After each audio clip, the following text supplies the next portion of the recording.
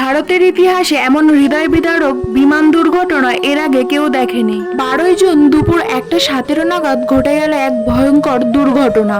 উড়িষ্যার আহমেদাবাদে ঠিক দুপুর 1:17 নাগাদ বিমানটি উড়ানের পরেই ঘটে গেল এক দুর্ঘটনা। ঠিক 7 মিনিট পরেই ঘটেছিল দুর্ঘটনাটি। এয়ার ইন্ডিয়ার একটি যাত্রীবাহী বিমান, যার ফ্লাইট নম্বর ছিল AI-171, আচমকাই নিয়ন্ত্রণ হারিয়ে ফেলে, আর তার পরিণতি বিমানটি সোজা আছড়ে পড়ে একটি মেডিকেল কলেজ ছাত্রাবাসের ওপর। ঠিক যখনই দুর্ঘটনাটি ঘটে, ঠিক তখনই মেডিকেল কলেজের স্টুডেন্টরা দুপুরের আহার করছিল।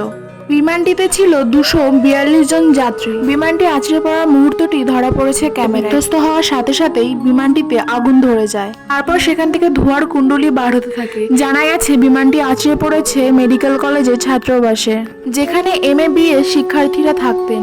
বিমানটি সরাসরি মেডিকেল কলেজে এসে পড়ায় অনেক শিক্ষার্থীর প্রাণও গেছে। প্রাথমিক তথ্য অনুযায়ী বিমানটি 825 ফুট উচ্চতায় ওঠার পরে আস্তে আস্তে নিচের দিকে নামতে শুরু করে।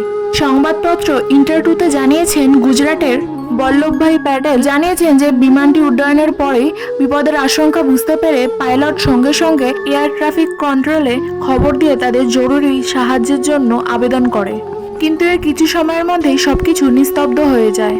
ATC থেকে যোগাযোগ করার চেষ্টা করলেও আর কোনো সাড়া পাওয়া যায়নি। বিমান দুর্ঘটনায় শোক প্রকাশ করেছেন ভারতের প্রধানমন্ত্রী নরেন্দ্র মোদী। তিনি জানিয়েছেন, আহমেদাবাদের এই ঘটনা তাকে হতবাক ও দুঃখিত করেছে। এটি এমন একটি হৃদয় বিদারক ঘটনা যা ভাষায় প্রকাশ করা অসম্ভব।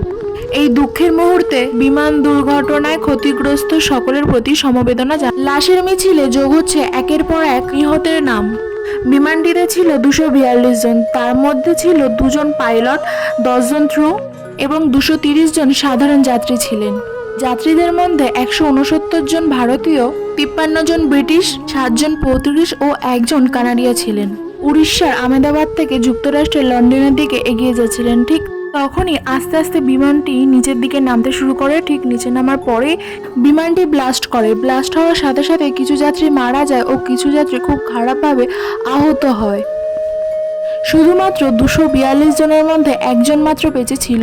বাদবাকি যতজন যাত্রী আহত হয়েছিল, পরে নিউজের মাধ্যমে জানা যায় সবাই নাকি মারা গিয়েছে। যেহেতু বিমানটি নিচে নামার সাথে সাথে ব্লাস্ট করে, পাশে যে মেডিকেল কলেজে ছিল স্টুডেন্টরা, তারা তখন দুপুরে আহার করছিল। সাথে সাথে কিন্তু সেখান থেকেও কিছু স্টুডেন্ট আহত হয়। পরে জানা গিয়েছে তারাও অনেকে মারা গেছে, কিছু জন আহত রয়েছে। সকল মৃত যাত্রীর আত্মার শান্তি কামনা করি এবং আপনারাও করুন যেন তারা স্বর্গবাসী হতে পারে।